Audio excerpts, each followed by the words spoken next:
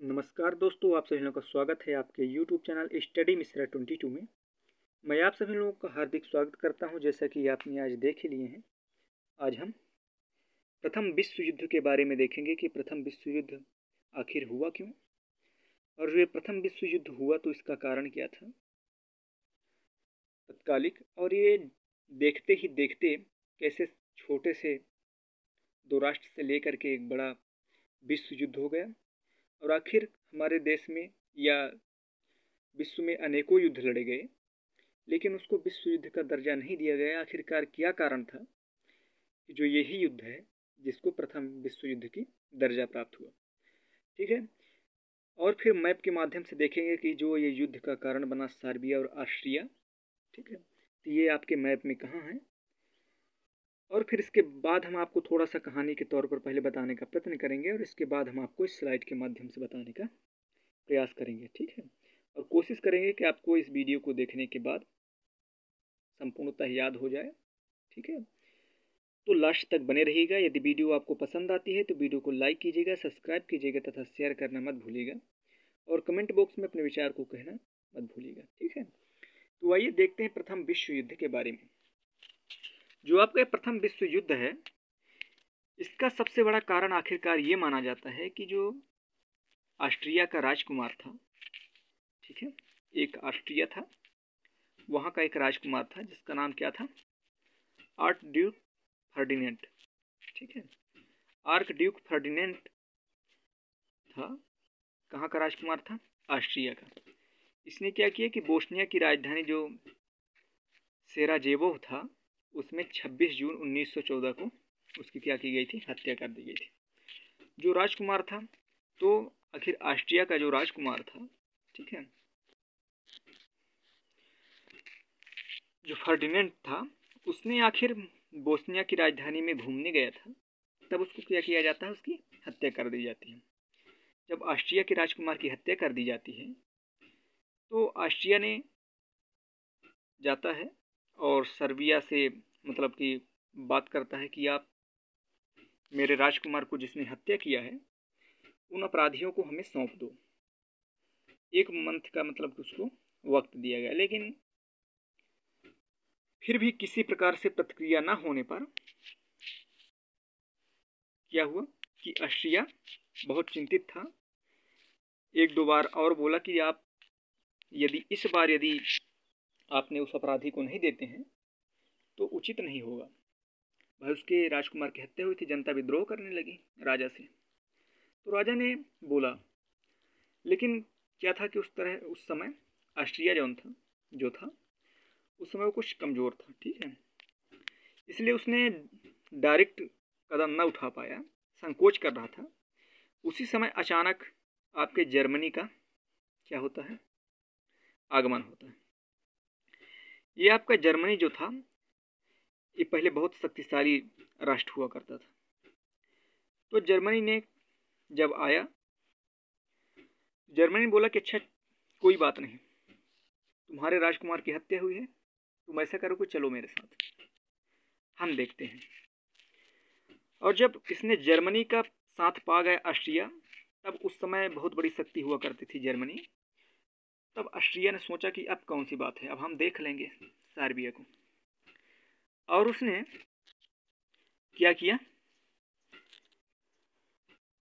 कि उसके राजकुमार की मृत्यु होती है 26 जून 1914 को, उसकी हत्या कर दी जाती है। लेकिन इसके बाद क्या होता है कि वो चल पड़ता है और जा करके क्या करता है कि सर्बिया पर आक्रमण कर देता है। और जब सर्बिया पर आक्रमण करता है, ठीक है, तो कब करता है, तो जो वो 28 जुलाई 1914 को क्या करता है,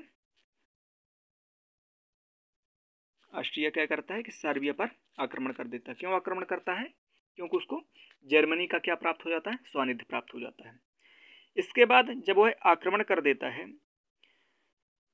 तब इसके बाद धीरे धीरे ऐसे ही क्रम चलता जाता है। फिर सर्बिया भी अपने मित्र राष्ट्रों से बातें करता है, क्योंकि उसके भी 2-3 मित्र थे, ठीक है, उनसे वो मित्र राष्ट्रों से दोस्ती करता है, अपने मित्र राष्ट्रों से सहायता मांगता है। इसके बाद आपका रूस वगैरह आते हैं, ये सारे जितने भी आते हैं, ठीक है, तो ये सब आते हैं। फिर क्या होता है कि जो हमारा विश्व था ये दो खेमों में बट जाता है, मतलब दो भागों में बट जाता है। कौन से दो भाग? प्रथम भाग मित्र राष्ट्र में और दूसरा भाग धुरी राष्ट्रों में बट जाता है, ठीक है। तो मित्र राष्ट्र में कौन सा आता है आपके? तो जो आपके मित्र राष्ट्र होते हैं उसमें कौन से आते हैं? आपका इंग्लैंड आता है। उस समय इंग्लैंड कौन कौन था जो अपने भारत पर क्या किया था? शासन कर रहा था, ठीक है। तो अपना भारत भी उन्हीं के पक्ष में था प्रथम विश्व युद्ध में। दूसरा मित्र राष्ट्र में कौन सा था? जापान था। फिर संयुक्त राज्य अमेरिका आपका था। संयुक्त राज्य अमेरिका तब आता है, यानी कि संयुक्त राज्य अमेरिका की जो एंट्री होती है वो 6 अप्रैल 1917 में होती है, क्योंकि उससे पहले वो नहीं आना चाहता था, लेकिन उसके जो एक जहाज़ में उसके बहुत सारे अमेरिकी लोगों की, मतलब सैनिकों की मृत्यु हो जाती है, जिसके कारण फिर उसको क्या करता है? आना पड़ता है। और वो कब आता है? 6 अप्रैल 1917 को कौन प्रवेश करता है? आपका अमेरिका करता है, ठीक है। और जो आपकी फिर इसके बाद रूस भी था, फ्रांस भी शामिल था, ठीक है। इस तरह से बहुत सारे राष्ट्र शामिल हो गए। इसके बाद क्या होता है कि जो धुरी राष्ट्र होते हैं, धुरी राष्ट्र इसको बोला गया जो आपका ऑस्ट्रिया था उसके तरफ से जो लड़े थे, ठीक है, धुरी राष्ट्र, ठीक है। तो उसमें से कौन कौन से थे आपके? धुरी राष्ट्रों का जो नेतृत्व कर रहा था वो आपका जर्मनी था, क्योंकि वो लीडर भी था, ठीक है। और इसमें अन्य राष्ट्र भी आए, जैसे ऑस्ट्रिया, हंगरी, तुर्की, ठीक है, बुल्गारिया और इटली आदि देश भी आए, ठीक है। फिर क्या होता है कि जब अंत में इधर से भी शक्तियाँ उधर शक्तियाँ, भयानक युद्ध होता है। 4 वर्षों तक लगातार युद्ध होता है, जिसमें 37 देश भाग लेते हैं। आप सोचिए कि उस जमाना में 37 देश भाग लेते हैं, और इसके बाद क्या होता है कि भयंकर युद्ध होता है। लास्ट में आपका क्या होता है कि और राष्ट्र जो होते हैं वो जर्मनी का साथ भी छोड़ देते हैं, 2-3 राष्ट्र बचते हैं। अंत में जर्मनी के जो लीडर रहते हैं, ठीक है, वो भाग जाते हैं। फिर इसके बाद सन 11 नवंबर 1918 को क्या होता है कि आपका प्रथम विश्व युद्ध को समाप्त कर दिया जाता है। और जो देश जीते थे, ठीक है, उन्होंने क्या किया कि उन्होंने अपने शक्ति के साथ मिल करके उसे जो आपका जर्मनी था, जर्मनी से बहुत सारा पैसा लिया, क्षतिपूर्ति की करवाया, ठीक है, जिसमें बहुत सारी पाबंदियां लगा दी गई जर्मनी के ऊपर कि जर्मनी कभी भी सैनिक नहीं रखेगा, चाहे वो नौ सैनिक हो, चाहे वायु सैनिक हो, चाहे जल सैनिक हो, ठीक है, चाहे थल सैनिक हो। तीनों बार हुए थे, ठीक है, जल थल वायु तीनों माध्यम से युद्ध लड़ा गया था। ये बहुत विशेष युद्ध माना जाता है, ठीक है। इसके बाद आपका इसी के माध्यम से एक जो आपका इसी के बाद क्या होता है कि आपके जो द्वितीय विश्व युद्ध होता है उसी का रोपण भी होता है, ठीक है। अगले वीडियो में आपका देखेंगे द्वितीय विश्व युद्ध के बारे में। फिलहाल थोड़ा सा हम देख लेते हैं अपने मैप में सर्बिया और ऑस्ट्रिया, ठीक है। इसके बाद आपके आते हैं प्रश्न के माध्यम समझाने का प्रयत्न करते हैं। तो वीडियो को लाइक, शेयर और सब्सक्राइब अवश्य करें, ठीक है। तो आइए देखते हैं मैप में, थोड़ा जूम करके दिखाने का प्रयत्न कर रहे हैं, ठीक है। तो ये आपका ये वाला जो आपका भाग था ये आपका उस समय ऑस्ट्रिया था, और जो आपका ये येलो वाला दिख रहा है ये आपका सर्बिया था, ठीक है। तो इन्हीं के माध्यम से युद्ध धीरे धीरे होता है। फिर आपके अन्य देश जितने भी रहते हैं, ये रूस होता है आपका, ये रूस भी आ जाता है, अनेकों देश आपके आ जाते हैं जितने भी आसपास के रहते हैं, ठीक है, वो सारे देश क्या होते हैं? शामिल हो जाते हैं। और यही युद्ध धीरे धीरे छोटे से युद्ध होते हुए भी विश्व युद्ध का दर्जा प्राप्त कर लेता है, क्योंकि इसमें इतने सारे जनधन की हानि हुई थी जो शायद ही उससे पहले या उसके बाद होने की संभावना थी। कैसा माना जाता था उस समय कि अब इसके बाद कोई भी युद्ध नहीं होगा इतना बड़ा, और ना ही उससे पहले हुआ था इतने सारे राष्ट्रों के बीच में, ठीक है। चलिए अब देखते हैं अपने स्लाइड के माध्यम से थोड़ा सा। तो चलिए स्टार्ट करते हैं। प्रथम से स्टार्ट करते हैं आपका प्रथम बिंदु से कि प्रथम विश्व युद्ध की शुरुआत 28 जुलाई 1914 को ऑस्ट्रिया द्वारा सर्बिया पर आक्रमण करने पर किया गया। यह 4 वर्षों तक चला। तो जो प्रथम विश्व युद्ध की शुरुआत हुई है वो 28 जुलाई 1914 को ऑस्ट्रिया द्वारा सर्बिया पर आक्रमण कर दिया जाता है, क्योंकि जर्मनी ने ऑस्ट्रिया का साथ दे देता है, जैसे कि मैंने कहानी के तौर पर आपको समझाने का प्रयास किया था। ठीक है, तो सर्बिया पर आक्रमण कर देने पर साथ हुई थी। यह युद्ध कब तक चला? 4 वर्षों तक चला। इसमें कुल 37 देशों ने भाग लिया।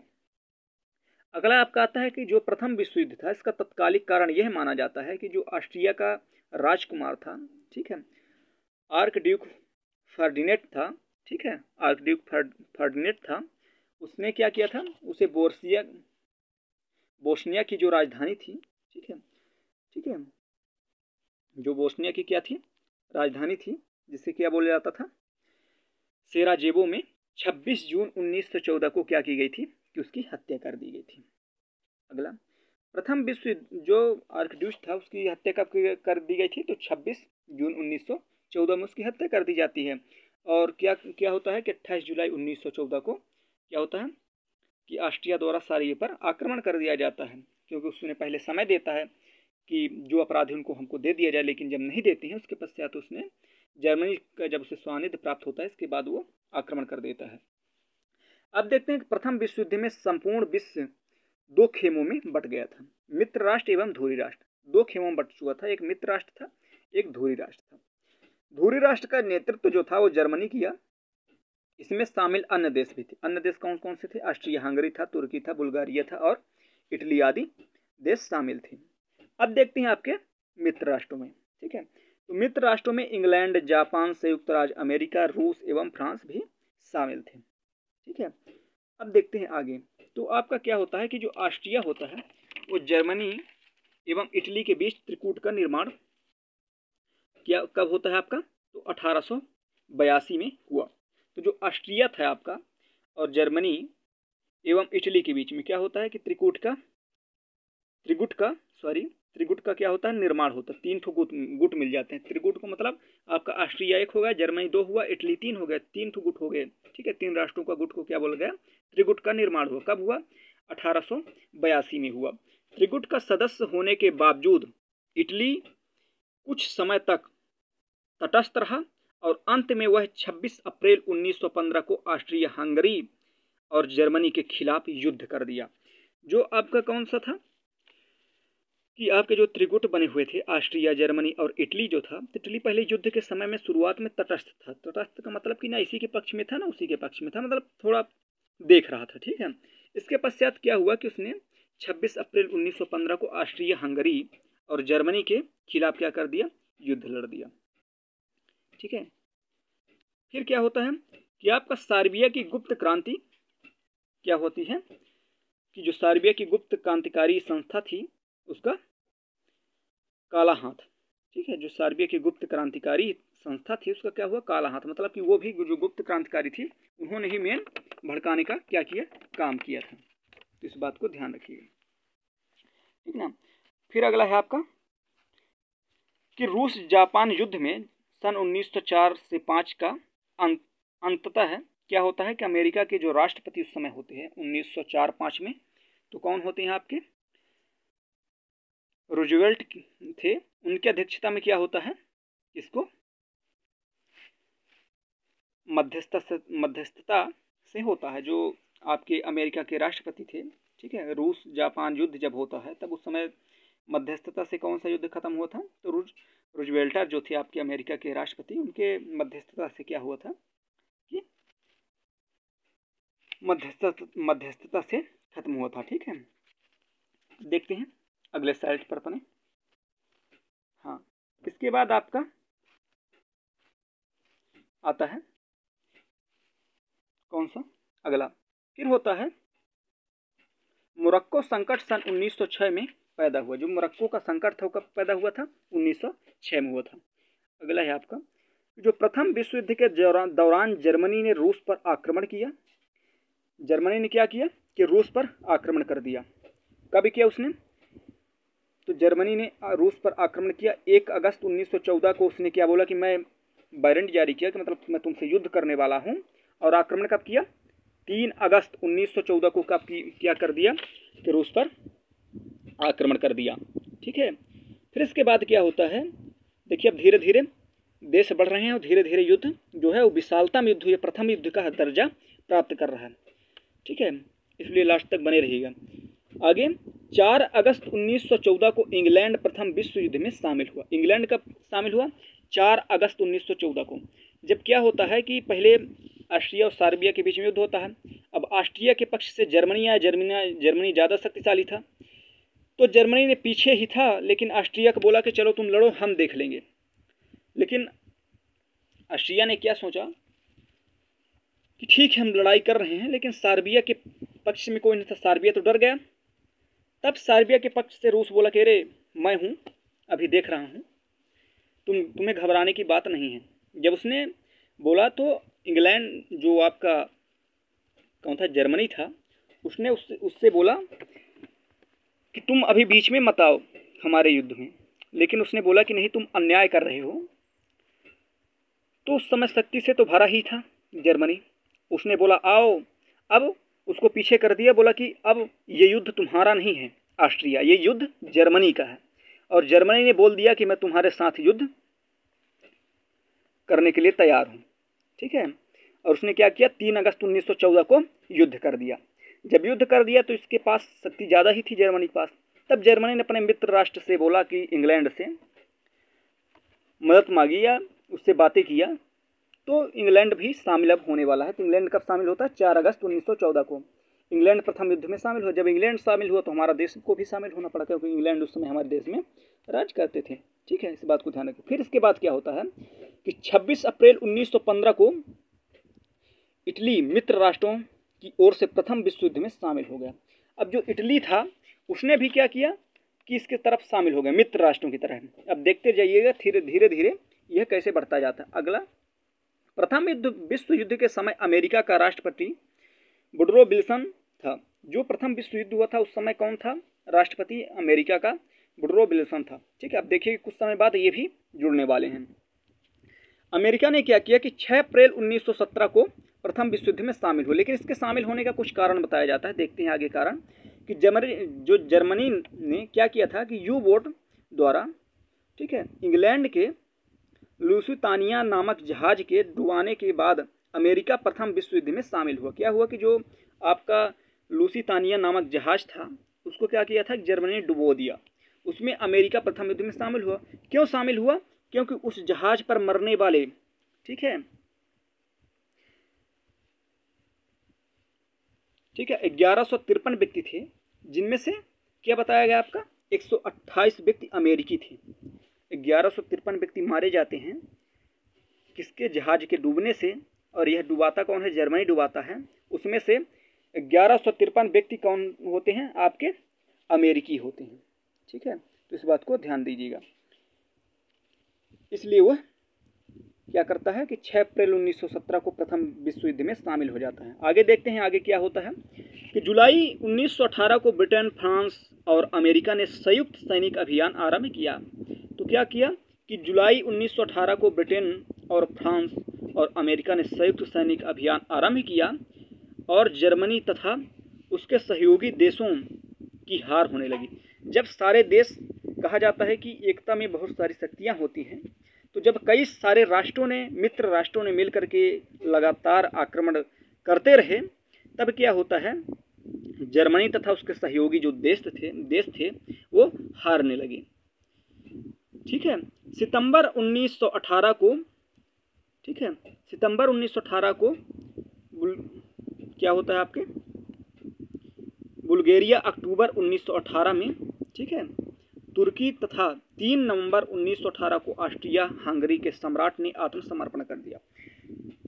तो जो इसके तरफ से बुल्गारिया और आपके ऑस्ट्रिया हंगरी था, इसने कब समर्पण कर दिया?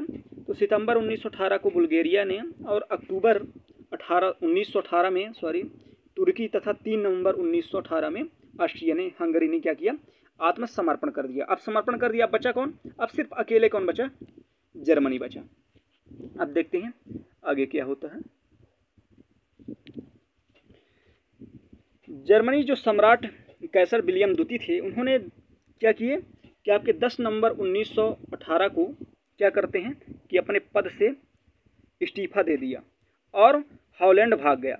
जब वो देखा कि हमारे सारे जो धुरी राष्ट्र थे वो सारे सरेंडर कर गए हैं, तो उसने क्या किया कि जो जर्मन का कैसर विलियम द्वितीय था, इसने क्या किया कि 10 नवंबर 1918 को क्या करता है, अपने पद से इस्तीफा दे देता है और हॉलैंड भाग जाता है।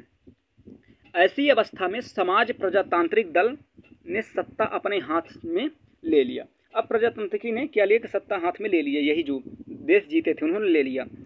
ठीक है, एक तंत्र के स्थान पर, जो एक तंत्र था, पहले राजा व्यवस्था था, तो एक तंत्र के स्थान पर गणतंत्र की स्थापना की और अपने नेता फ्रेडरिक एवर्ट को जर्मनी का क्या किया कि चांसलर बना दिया। जर्मनी क्या बना दिया, चांसलर बना दिया। एक पद हुआ करता था जिसमें, तो किसे बना दिया गया था आपके, तो जो फ्रेडरिक एवर्ट थे उन्हें जर्मनी का चांसलर बना दिया, चांसलर बना दिया, जिससे 11 नवंबर 1918 को युद्ध विराम हो गई। जब वो तीनों राष्ट्र क्या हो गए, 2 राष्ट्र सरेंडर कर गए आपके जो मित्र राष्ट्र थे, आपका बचा सिर्फ जर्मनी। तो जर्मनी के जो राजा थे उन्होंने क्या किया, वहाँ से सरेंडर, वहाँ से भाग गए। ठीक है, कैसर विलियम द्वितीय ने 10 नवंबर 1918 को भाग गए। अब इसके बाद देखते हैं अगला कि 18 जून 1919 को पेरिस शांति सम्मेलन हुआ, जिसमें 27 देश भाग ले रहे थे।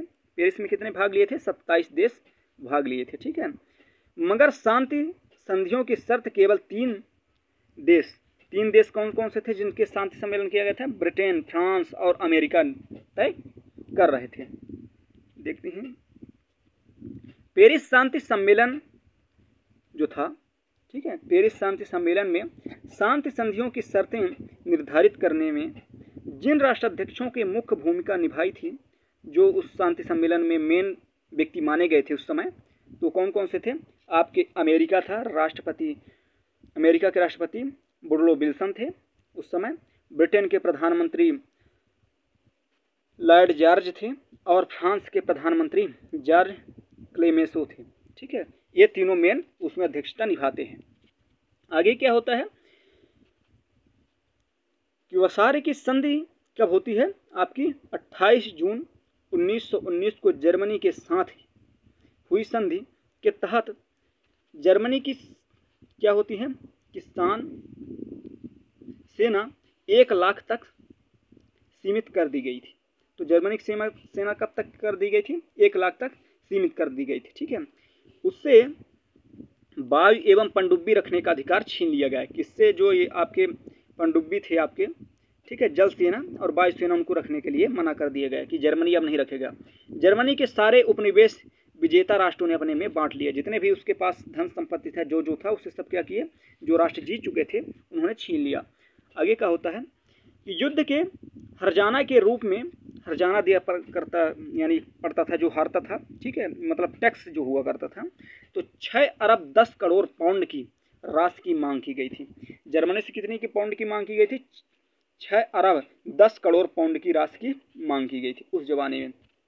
ठीक है, आगे अंतर्राष्ट्रीय क्षेत्र में प्रथम विश्व युद्ध का सबसे बड़ा योगदान राष्ट्र की स्थापना थी, राष्ट्र संघ की स्थापना थी।